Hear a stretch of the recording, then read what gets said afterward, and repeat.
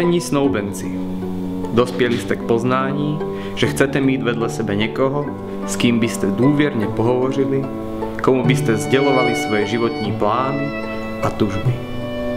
Dnes prožíváte velmi významný okamžik, který se nezmazatelně zapíše do vašich myslí a srdcí. Od této chvíle se spolu budete radovat i soužit, plakat a smát se, starat se i ne.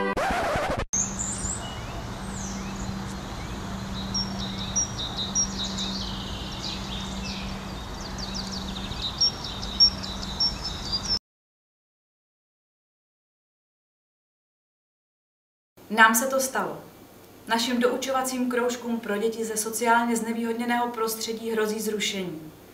Doteď jsme projekt financovali z dotací, ale od září jsme na to sami. Proto potřebujeme i vás. Přispějte a pomozte tak dětem dokončit, co začali.